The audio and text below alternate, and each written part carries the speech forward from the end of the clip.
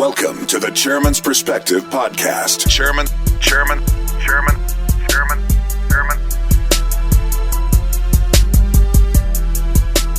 You're listening to the Chairman's Perspective. I am your chairman, Van Turner, here with my co-host, DC. Yes, sir. I'm right here, Mr. Chairman.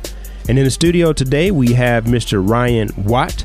He is the executive director for Indie Memphis. DC, can you say independent film? Man, is that what indie actually means? Independent film? I believe so. I'm a smart guy now, I guess. I don't know. So stick around. Don't go anywhere. We'll be right back here on the Chairman's Perspective, powered by the KUDZUKIAN Network. The Chairman's Perspective on the KUDZUKIAN Network. KUDZUKIAN! Inside 901. Inside 901. I am your host, Lieutenant Anthony Buckner. Here on Inside 901, we will unpack the vision of Shelby County Sheriff Floyd Bonner and the various divisions of the Shelby County Sheriff's Office. We have a racial profiling policy at the Sheriff's Office. We adhere to it. We expect our officers to adhere to it. Uniform patrol that provide police services to unincorporated Shelby County. Inside 901. KUDZUKIAN! We're back with another exciting episode of the Chairman's Perspective. And DC and myself, we just might be on the big screen real soon. But until then, we are here with Ryan Watt. He is the executive director for Indie Memphis. Thanks for having me. So Ryan, help our guests understand the difference between independent film and studio affiliated films. It basically just means that it was independently financed. So some people might think of kind of low budget movies when they think of that, but it could be a $20 million movie, $30 million movie that if it's independently financed, and all these are basically small businesses. You literally start a business like an LLC for every movie, and you put it all together, and then you're taking the risk as independent filmmakers to make this product and then hope that you sell it and find an audience. That's great. What have been some of the independent films that have gone mainstream? Is that something that happens? Oh, yeah. I mean, every year there are a lot of them. Just thinking of something more recent, even Get Out was independently made. Right. Go back in my time. I'm like 80 years old, so give me something a little bit older than that. Get Out. It sounds like you're telling me to get out of here. I don't know, but something that maybe in the 80s, 90s, early 2000s, mid 2000s. I mean, the one that kind of set it all off through Sundance was Sex, Lies, and Videotape by Steven Soderbergh, and that launched his career and really put Sundance on the map as a place to take seriously for filmmaking. Wow. But yeah, I mean, a lot of films. Like the movie currently out, there's a movie called The Farewell about this Chinese family, and it's doing really well, and that was purely independently made. So yeah, a lot of movies. So Cannes is in France and Sundance is in California, and these are two venues to show these films? Yeah, Sundance is shockingly in Utah. In Park City. Okay. It's not where you'd think of for a festival. Yeah, Cannes is in France, and some other big ones. The Toronto Film Festival's a big one. Berlin. Tribeca in New York. So these kind of just go on throughout the year. A lot of people think of Sundance as the one that kind of kicks it off because it's in January. So it kind of kicks off the year, and then throughout the year, films are premiering. Let's go down that route. Let's go down. So you said you got Sundance that kicks everything off, right? Mm-hmm. And so now Tribeca, when is that? I mean, because these are actually nice sized festivals, right? Yeah. It's kind of season. So Tribeca is in April, a big one in the South is South by Southwest in Austin. So that's in late March.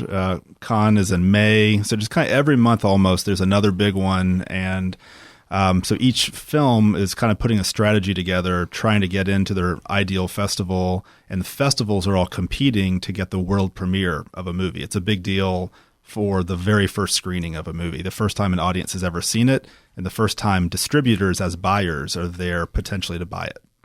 Oh, so you have buyers at these festivals that are looking to invest in these particular films, or of course, I'm as a person who produced it, I'm looking to get it sold, right? Exactly. So Sundance is kind of most known for that, and literally these distributors they're all set up in condos and cabins, and they're doing all these negotiations late at night.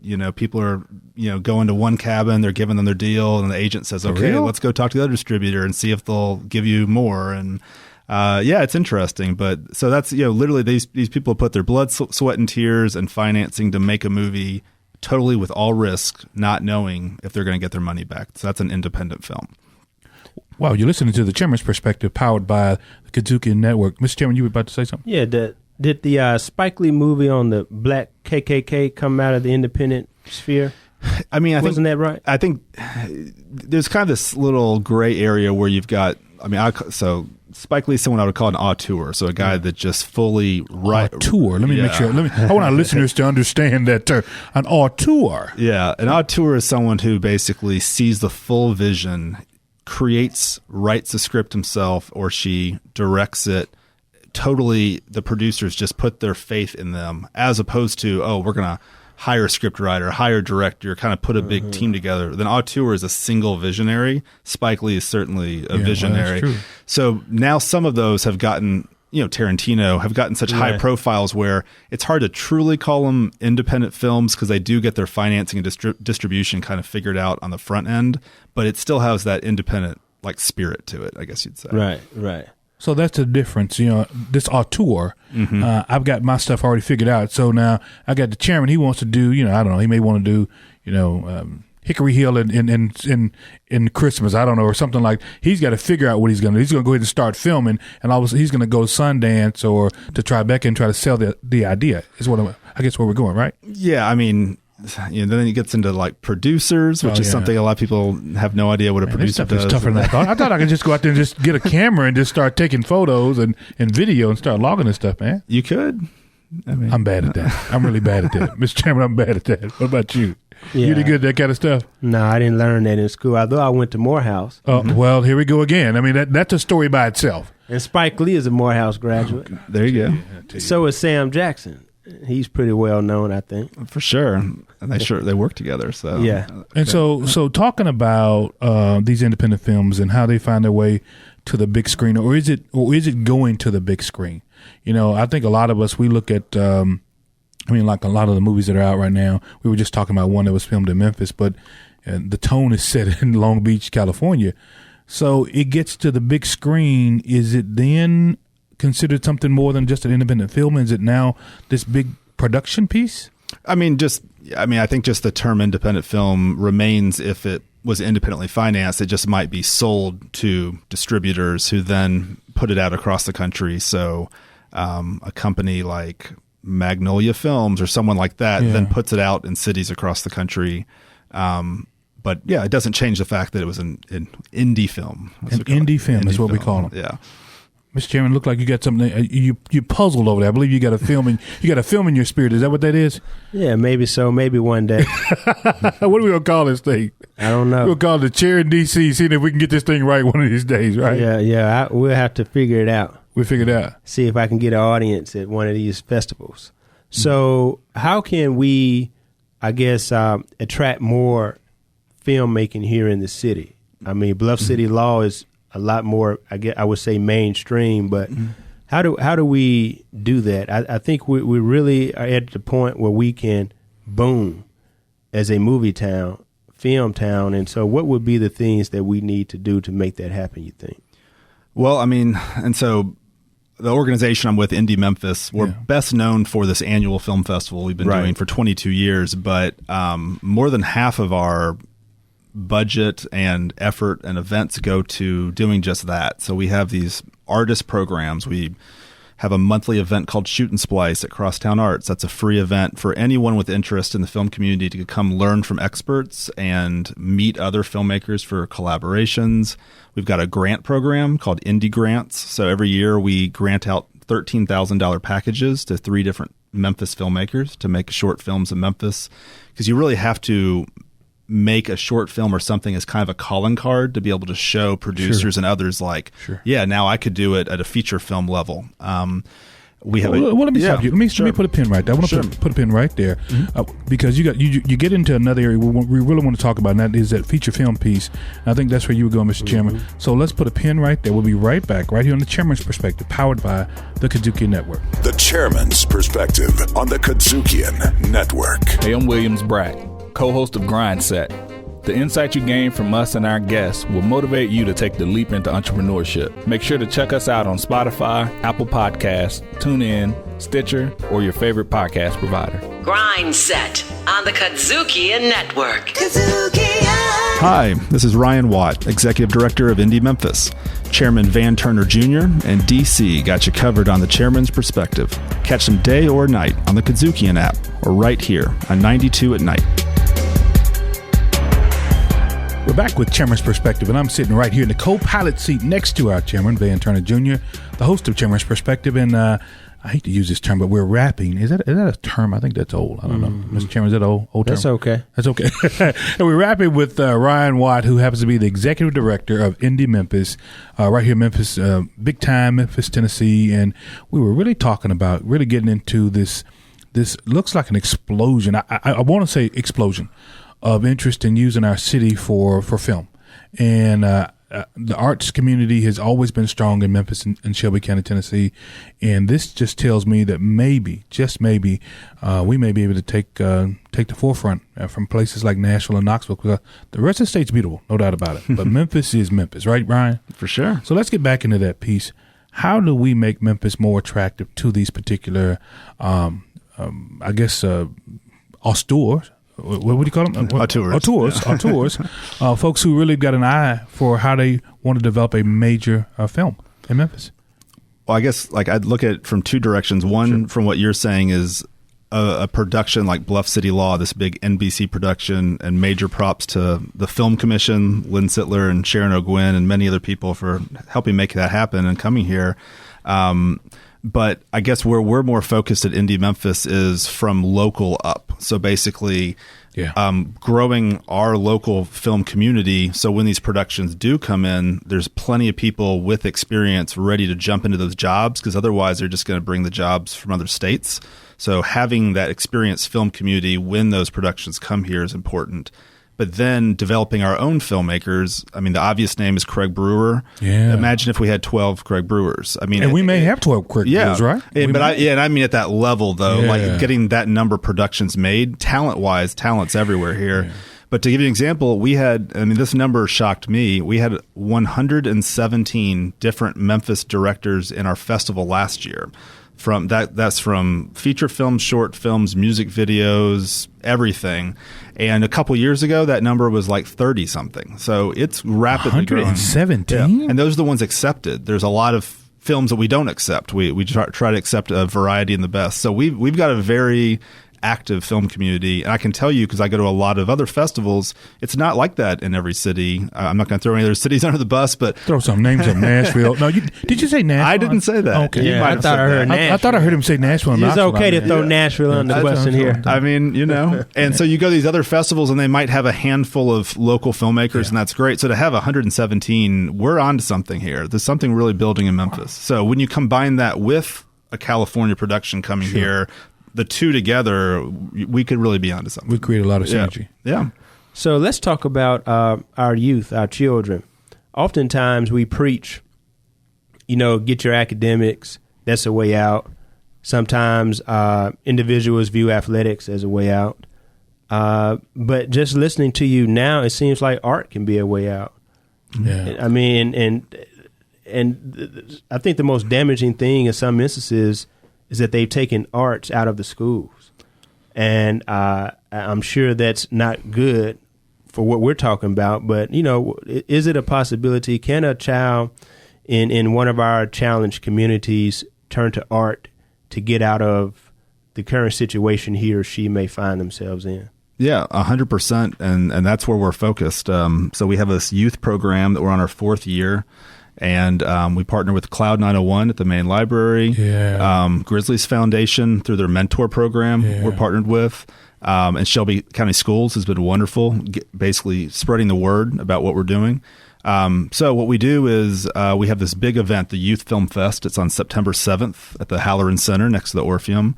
And we right now are actually reviewing the films. We got about 60 submissions of short films from across Memphis by young filmmakers. So for us, that's defined as grades 7 through 12, mostly high schoolers. We have free workshops all year long where students can come and learn from professionals. And then we have this mentor program that I mentioned with the Grizzlies Foundation. So what we did this year, we had 9 teams. Each team had 3 students from all over the city. Each one was paired with a professional filmmaker, and they would meet at Cloud 901 at the library. And we chipped in $500 to each team, so they had a bit of a budget. Cloud 901's got computers and equipment, and the filmmakers led them through kind of milestones. So they came up with their own original scripts. They learned how to put together a shooting schedule, a budget, and they had a deadline they had to hit to finish their movie. And so that keeps growing every year, and we have a number of success stories now. Students from Whitehaven and Central and other schools that are going on. I want to stay right there, Ryan. Yeah. You're listening to Chairman's Perspective, powered by the KUDZUKIAN Network. That's one of the things I want to really emphasize. You're looking at a city that has better than 65% African American citizens here. And a lot of times we see our young people, social media. I mean, they're almost social media provocateurs. I mean, these kids are good with what they do, right? Yeah. So, in terms of diversity with this youth film fest, are you getting a lot of our young people out of some of the underserved communities right here in Memphis to be a part of this particular festival? Yeah, absolutely. I mean, one stat is just from completed films, we've had 41 different schools represented for students that have actually completed films, and then students from nearly every school that have attended workshops. And certainly with our mentor program, I mean, that's the major focus. Where we have a ways to go is we don't have a big enough program to go into the schools. We're just a couple people. And so basically using Cloud 901 is kind of a central location, but transportation becomes an issue, all of that. So we're not even close to where we'd like to be, but I'm very happy with where we've come from over 4 years. And I mean, one of the students is really a standout. I mean, this kid like a year and a half ago hadn't shot or edited anything, and he's done like 50 music videos that look crazy professional. Get out of here. And he's 50? Yeah, and he's a good junior in high school. Mr. Chairman, I'm telling you right now, we have got some young people in our community, and this music video shoot, this stuff could be their way out. So the investment you guys are making, not only in pre-K on that side, but I mean, they've got to get arts back in the school with these supercomputers in those schools, so these kids can really use some of this talent they got. Well, I was just in Detroit for the NAACP conference, and I met a young lady who is in L.A. now, in Hollywood, and she indicated to me that some of the most sought after musicians in Hollywood are from Memphis. And I mean, that's serious. When they want drummers, pianists, musicians, keyboardists, guitarists, they want somebody with soul. They want somebody from, and the Memphis artists can't make it here. And so they go to Hollywood, and there's a whole network, she explained to me, of these artists who are in Hollywood. They look after one another, and they put each other on gigs. So once somebody from Memphis makes it in the door, they bring the other Memphians with them, and they say it's really so much so that if you go into that scene and say something about Memphis and the musicians, it's profound enough to what they know that you're telling the truth, and they know what you're talking about. So we have to keep that talent here, and making these films and these independent films is part of the talent that's here, and we have to keep it here and make sure that we push Memphis forward. Sure. Well, I'll tell you what, Brian, Mr. Chairman, we'll be right back with more of Chairman's Perspective right here on the KUDZUKIAN Network. Chairman. The Chairman's Perspective on the KUDZUKIAN Network. Inside 901. Inside 901, I am your host, Lieutenant Anthony Buckner. Here on Inside 901, we will unpack the vision of Shelby County Sheriff Floyd Bonner and the various divisions of the Shelby County Sheriff's Office. We have a racial profiling policy at the Sheriff's Office. We adhere to it. We expect our officers to adhere to it. Uniform patrol that provide police services to unincorporated Shelby County. Inside 901. KUDZUKIAN. And we're back with the Chairman's Perspective. I'm here with my co-host, DC. Yes, sir, right here. And in the studio, we have Mr. Ryan White, and we're talking about independent films. DC and I are talking about going into the film industry. And this is... It's clean, though, folks. It's good. It's going to be good, clean films. And this was really a trick to get Ryan here so that he can show our film. Right. By the way, look at the monitor behind. I'm just joking. One thing I really like, Mr. Chairman, we were talking about this earlier, and that was there's a huge, I think it's a black film festival in Miami. And of course, people say, it's Miami's Miami, but Memphis is Memphis to me. So I know you guys are doing some stuff, some creative work here with some of the local black filmmakers as well. Can you talk a little bit about that to our listeners? Yeah, in the past, we took a more passive, just whatever films were sent, we'll look at them and pick the best and show them. Sure. And we realized that the participation from the black community wasn't what it should be. Yeah. And, it's free to submit to the festival. It's open to everyone, but we realized we needed to be more purposeful. And so 2 years ago, we started this event called the Black Creators Forum, and just overnight, it made all the difference. We have this artistic director, Miriam Bale, who's really well connected, board member Jason Farmer. Yeah, a friend of mine. He works with me with St. Jude. Yeah, that's right. So, and so they put this together, and it was amazing. It's at the Hadaloo Theater during Indie Memphis. Wow. So it's a piece of Indie Memphis, but also something where black filmmakers can kind of get in a room together and talk through everything. And so we also added a residency to support screenwriters writing films, black screenwriters writing films in Memphis. So the thought is, if we can help incentivize news stories here by black screenwriters, sure, they're more likely to be stories about black stories, hiring most likely black actors and crew. Sure, that's right. So, we don't have millions of dollars, but by incentivizing a screenwriter, we can plant seeds. Yes. And so then you mentioned Miami, Barry Jenkins, Academy Award winner of Moonlight and If Beale Street Could Talk. He got on board. He chipped in $7,500 of his own money and added a second residency. A young woman named Jamie Hatley received that, who lives here in Memphis. And the other resident, her name's Raven Jackson, and she's going to NYU, and she's going to be coming here. Wow. And so for 2 months, they've got money to where they don't have to worry about work, and they can just flesh out a screenplay that would take place in Memphis.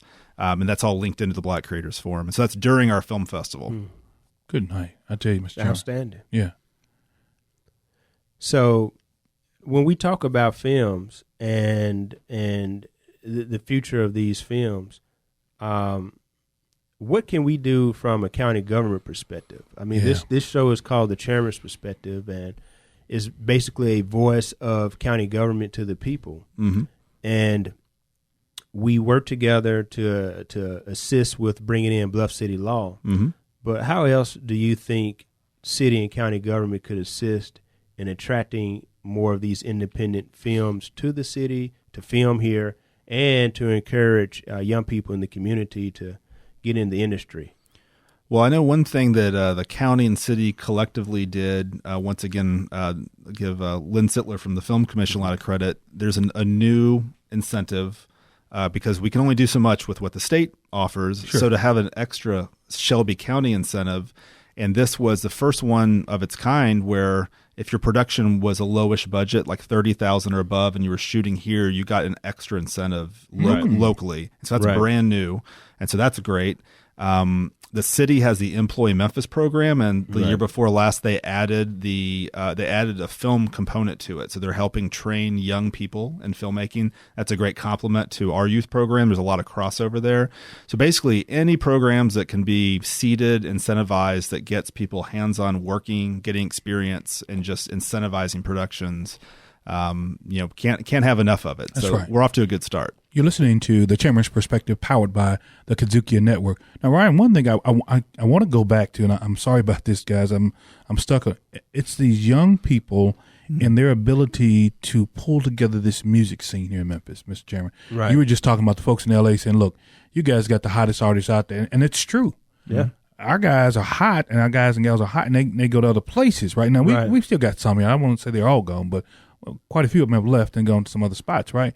But is there a way that we can ask county or the city to say, let's get some dollars out there in some of these underserved communities because we know they got a voice. I know James Dukes is another kid. Man, I was just about to say, I make mad beats, man. If he hasn't been on this podcast, no, trust me. Okay. He hadn't been on Chairman's Perspective, but we're gonna get him on this one here. But he's been on just about everything else with KUDZUKIAN. But I make mad beats, man. This kid here is phenomenal in the work he's done and what he's trying to do in the Orange Mountain community, right? And just bring it back to what he said. He was a speaker of our Youth Fest last year. He got so excited. He said, "I'm starting a youth scholarship." So he did. Wow. And so what they did is they chose a young high school artist. They produced a Instagram music video for him. They did a behind the scenes documentary of his whole experience, and they donated all their time to do all of that.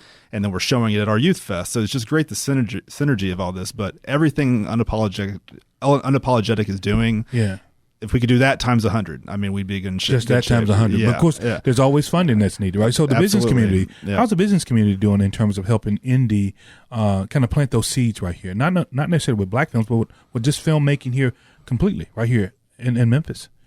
Well, I mean, that's tricky, I guess. From our organization standpoint, we rely on the business community to help fund us and our program, so that's awesome. When it comes to individual projects, that's... I guess a business would have to see the benefit for them personally to invest in it or support it.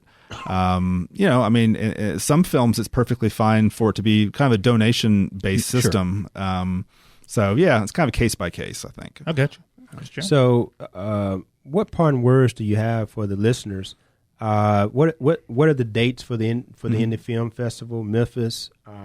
What other dates should a young artists be aware of what's going on here as far as the film industry in Memphis besides the Indie Film Festival? Mm-hmm. So September 7th is that Youth Film Fest. Sure. The big one, the Indie Memphis Film Festival, is October 30th to November 4th. Hold on, let me make sure I write that down because I'm a little short on time in my life. Sure. October 4th to November. October 30th. Oh, sorry. Yeah, to November 4th, and the weekend, which is November 1st, 2nd, 3rd. We shut down Cooper Street from traffic, and literally, I mean, just to give you a picture of what happens, we've got music, live music, food trucks, all that in the street. We've got movies at Playhouse on the Square, Circuit Playhouse, Hadaloo Theater, Theater Works, Ballet Memphis, and 3 screens at Studio on the Square. So this is a big festival. Yeah, that's beautiful. There's 8 movies happening at all times. I think I've been to this thing 2 or 3 times. Yeah, I've been to before. it before. Yeah, it's right down here, right in the Overton Square. Goes down Cooper. Exactly. Yeah, and what a lot of people don't know is they assume that they have to be like a filmmaker or something to come. Not at all. It's open to the public. The street's free. You come up and just hang out with us. You could, for $10, you can buy a ticket to a movie. I mean, our slogan is Film for All. I mean, we want the whole community to get plugged in, and to kind of what y'all are saying, just come see these Memphis filmmakers and get inspired, and then you go meet them. You go have a drink with them, have some food with them, and you talk to one that you're inspired by, and you say to them, how can I help you? Yeah. So making these direct connections, and then we've got some of the best from across the world. Over 100 filmmakers travel. So you get people over the world and combine them with the Memphis talent over a week. And so that's the magic of the festival. Website, phone number, whatever they need. Yeah. Let our listeners know how they can get in contact with your office. So in case they want to feed into your program, or in case they want to say, hey, look, maybe you can help me with this. I want to pitch an idea to you. I'm sure you're more than willing to say, hey, look, I don't mind taking a look at that, right? If I have time, maybe somebody on my staff. I just got him. Yeah, he said yes. He said send your film to him. Well, so Indie, a lot of people don't even know how to spell that. So it's INDIE. So IndieMemphis.com. I mean, we're heavy on social media. Like practically every hour we're posting on Instagram, Twitter, Facebook. And we have events literally every week. We have a movie every Wednesday night that we host. Wow. We have these filmmaker programs, the festival. So, I mean, if you just connect with us on any of those social media sites, you will quickly see what we're doing. September 7th coming up, and also October 30th through November 4th. Mm-hmm. I'll be down there. Mr. Chairman, I think we'll go down there and go have us a wine and go check out some of these independent films, because guess what? It could be us next year. I think it will be. I don't know what they'll call it, but it'll be something here. So. Well, I think we've had another good one. What do you think about it, DC? Mr. Chairman, I think this show if this show is not one of the better shows out there in terms of podcasts and radio shows for citizens to kind of get to know what's going on in their government, right? What's going on in my community. Ryan was a great guy today, man. He brought a lot of information, right? Yeah, he walked us through all of what needs to take place in order to get a film going. Yeah. He talked about the independent film industry here in the city and how it's growing, and I think this was a good show. Hopefully we've influenced some of the young people who are listening to consider filmmaking as another way out. That's right. The opportunities are there. We have the talent, and if you work hard at it, you can do it. That's right. So we thank you for being here with us on The Chairman's Perspective, powered by the KUDZUKIAN Network, and we'll see you the next time. The Chairman's Perspective Podcast. Executive producer, Shelby County Commission's Van Turner. Hosted by Chairman Van Turner Jr. and Darrell DC Catron. Recorded at KUDZUKIAN Studios. Directed, produced, and distributed by KUDZUKIAN.